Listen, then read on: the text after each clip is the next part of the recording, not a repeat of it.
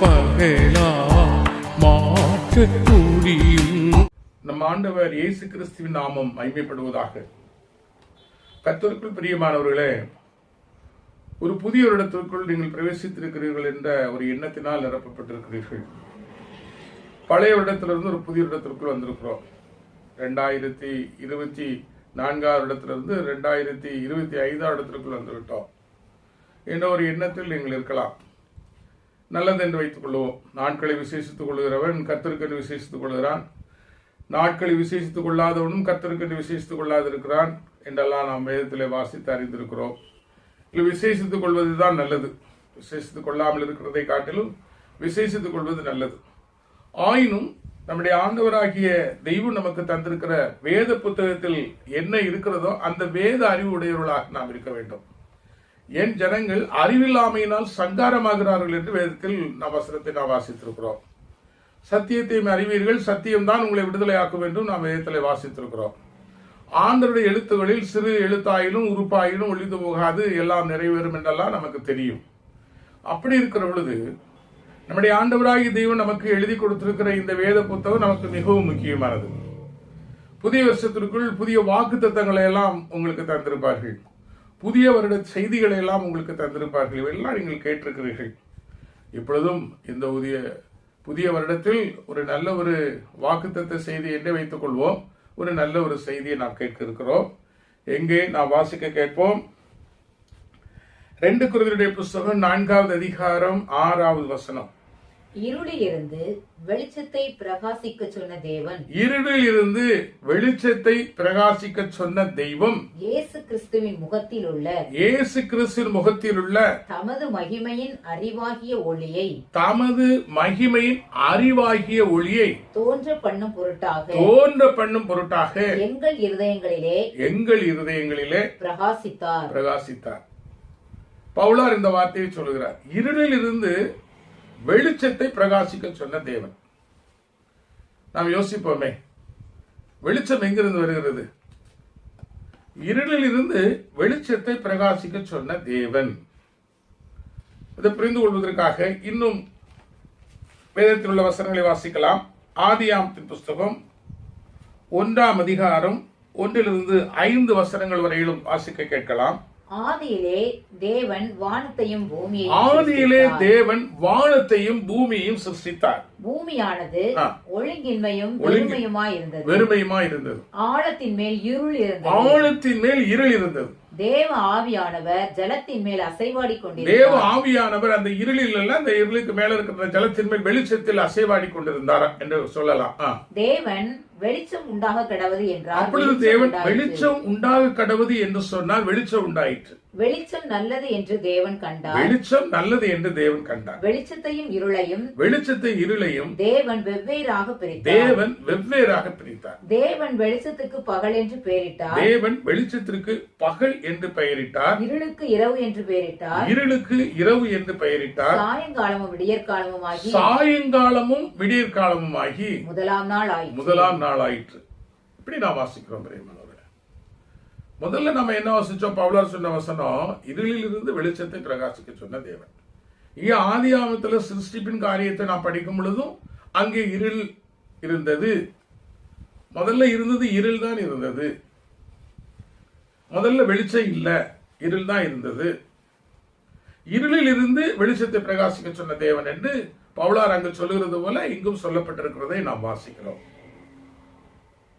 நமக்குள்ள ஒரு கேள்வி எழுப்புகிறதா? என்ன கேள்வி?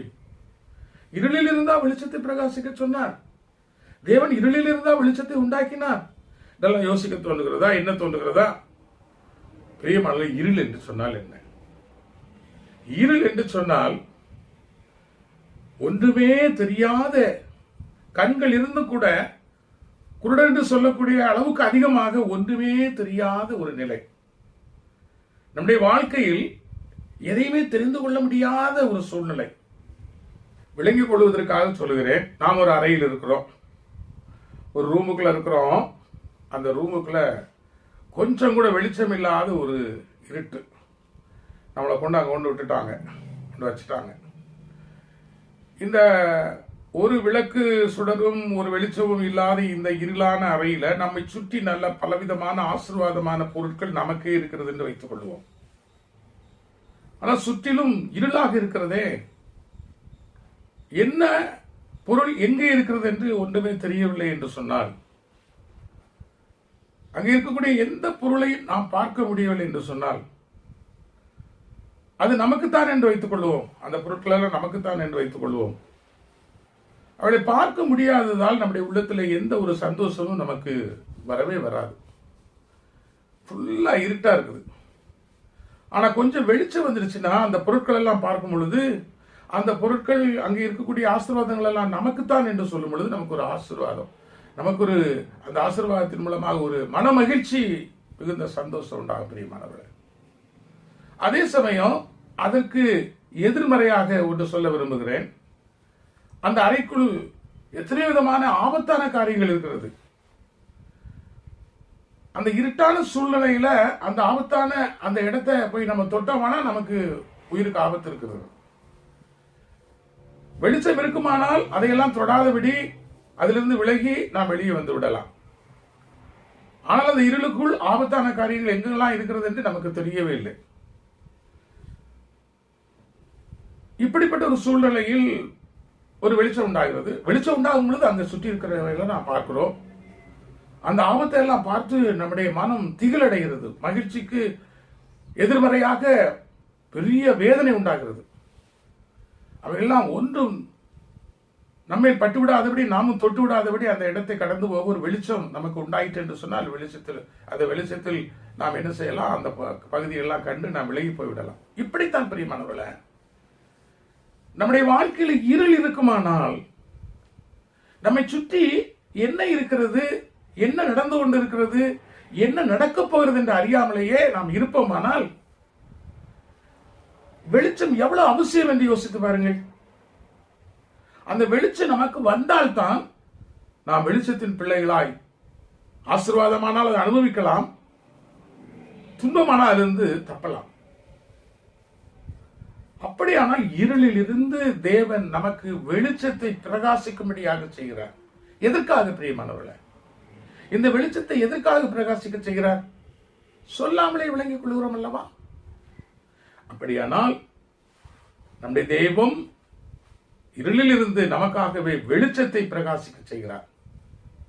பவுலார் சொல்லுகிறார், இப்படி இருளில் இருக்கிற உங்களுக்கு ஒரு வெளிச்சத்தை பிரகாசிக்க செய்ய தெய்வமாகிய கர்த்தர் என்னுடைய சரீரமாகிய இந்த மண்பாண்டத்தில் எங்களுக்குள் இருந்து இருளில் இருக்கிற உங்களுக்கு ஒரு வெளிச்சத்தை பிரகாசிக்க செய்து நீங்கள் வெளிச்சத்தின் ஜனமாய் மாறுவதற்காக எங்களை பயன்படுத்த வெளிச்சமாக எங்களுடைய உள்ளங்களிலே வாசம் செய்கிறார் என்று அவர் எழுதுகிறார்.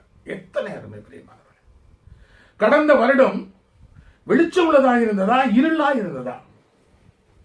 வரக்கூடிய வருடம் நமக்கு இருளில் இருக்கிறது போன்ற ஒரு நிலையில் இருக்கிறோமா, வெளிச்சத்தில் இருக்கிறோம் என்று சொல்லக்கூடிய நிலையில் நாம் இருக்கிறோமா?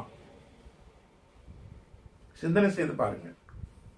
இருளில் இருப்போமானால் நிச்சயமாய் நம்மை சுற்றி இருக்கிற எதையும் நாம் அறிய முடியாது. என்ன நம்மை சுற்றி இருக்கிறது, என்ன நடந்து கொண்டிருக்கிறது, என்ன நடக்கப் போகிறது என்று ஒன்றுமே தெரியாது பிரியமானவர்களே. ஊழியர்களில் நானும் ஒரு ஊழியக்காரன். தீர்க்க தரிசனங்கள் எப்படியெல்லாம் சொன்னார்கள், எப்படியெல்லாம் நடந்து முடிந்தது.